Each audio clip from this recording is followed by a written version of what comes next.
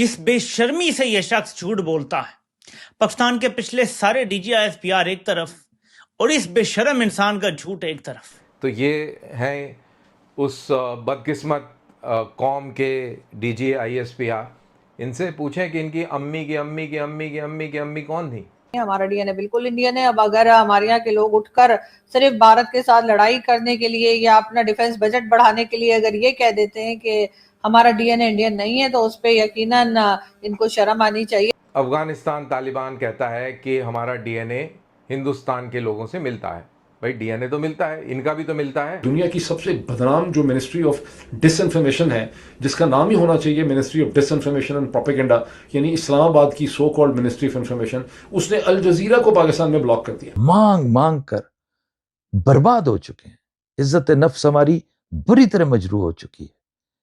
हम खैरात मांगने जाते हैं, लोग दूर से दरवाजा बंद कर लेते हैं। खबर यह है जिसने इस वक्त सऊदी अरब को हिला के रख दिया है, यमन के हौसियों की जानिब से किया जाने वाला सबसे बड़ा हमला है। पुलिस स्टेशन के बाहर सवात में जो इंतहाई अंधोनाक, खौफनाक, बहुत ही ट्रेजिक वाकया हुआ, जहां एक खुदकश बॉम्बर ने जो अपने आप को उड़ा लिया। पाकिस्तान की पूरी सियासत मजहब के ऊपर बेस्ड है। दीन, दुनिया, जन्नत और इन्हीं चीज़ों के इर्द गिर्द घूमता है, क्योंकि इनके पास और कोई चारा नहीं है, क्योंकि ये बने ही उसी बुनियाद पर हैं। तो फिर आप अंदाजा लगा सकते हैं कि इस वक्त इनकी ज़हनी सूरत हाल जो है वो क्या है।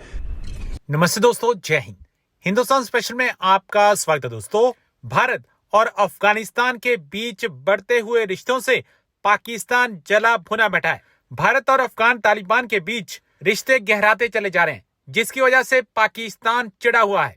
पाकिस्तान आरोप लगा रहा है कि भारत तालिबान को उसके खिलाफ मदद कर रहा है। इस मामले पर पाकिस्तानी DGISPR अहमद शरीफ के एक बयान से विवाद खड़ा हो गया।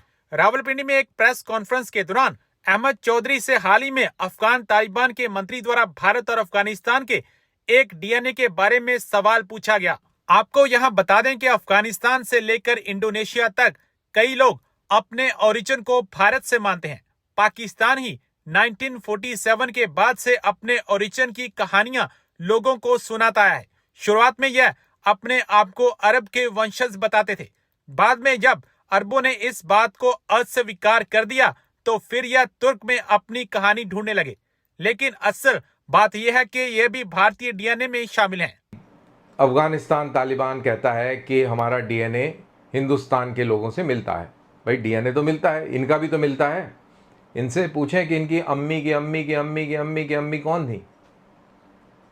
वो भी आज सावन का पहला सोमवार मना रही होती हैं, आज दूध चढ़ा के आती हैं वहाँ पे। लेकिन उनकी बदकिस्मती की सेंट्रल एशिया से तुर्क लोग आए और हिंदू कुश पहाड़ पार किया उन्होंने।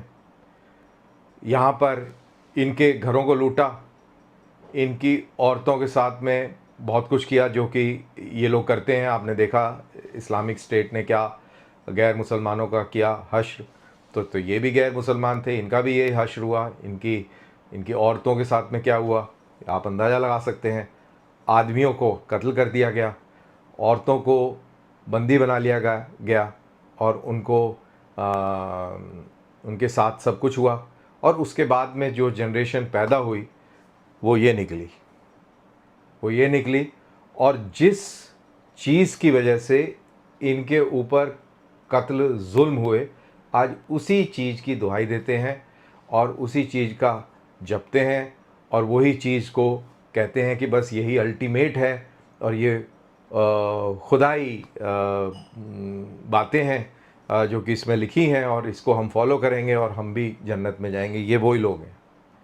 इनके ऊपर क्या हुआ, इनकी हिस्ट्री इनको मालूम ज़रूर है मन में, लेकिन हिम्मत नहीं है उस तरीके से बोलने की, क्योंकि सत्ता, सियासत ये चीज़ ही ऐसी है।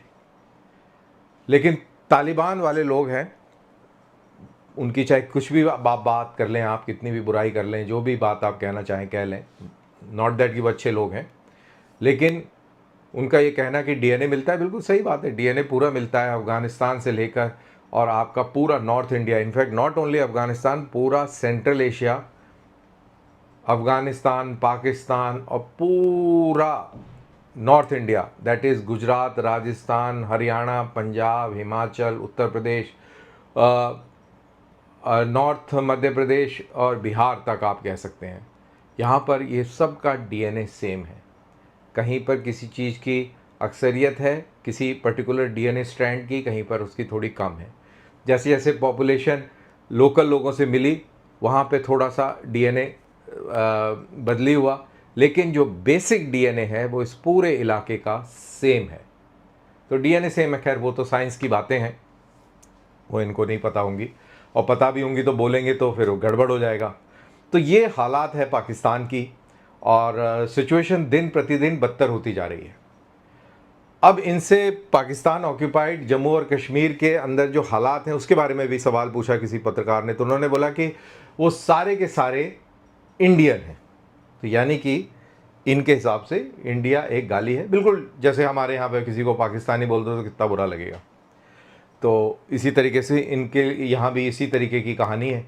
तो उनको इंडियन करार दे दिया गया, यानी कि वो देशद्रोही हो गए, क्योंकि वो अपने हक की बात कर रहे थे, हक मांग रहे थे। बार फिर पाकिस्तान के डीजी ISPR अहमद शरीफ चौधरी साहब की प्रेस कॉन्फ्रेंस से ही, और जिस तरह से उन्होंने प्रेस कॉन्फ्रेंस की, उन्होंने बात की अफगानिस्तान को लेकर, भारत को लेकर, और खास तौर पे जो डीएनए का वो कहते रहे कि जी पाकिस्तानियों का डीएनए जो है वो हिंदुस्तानी नहीं है, या अफगानिस्तान के लोग जो है अपना डीएनए नहीं बता सकते कि वो हिंदुस्तानी है। उस पे कई तरफ से उनके ऊपर क्रिटिसाइज किया जा रहा है। साथ ही उन्होंने जो कुरान की आयत बताते हुए ये कहा कि कोई भी मुसलमान जो है वो किसी भी नॉन मुस्लिम या काफिर के साथ दोस्ती नहीं कर सकता। उसके ऊपर भी काफी ज्यादा सोशल मीडिया पर भी उनको बातें सुनने को मिल रही हैं। वैसे तो खैर मैंने पहले भी ये बात की है कि बिल्कुल मुस्लिम जो हैं वो ना सिर्फ ये कि दोस्त हो सकते हैं किसी भी नॉन मुस्लिम के, या जो जिन्हें हम काफिर पता नहीं क्यों कहते हैं, लेकिन ये कि उनके साथ दोस्ती भी हो सकती है और हर तरह से जो है उनका ख्याल भी किया जा सकता है, और वो भी डेफिनेटली पाकिस्तान का या मुसलमानों का ख्याल रखते हैं।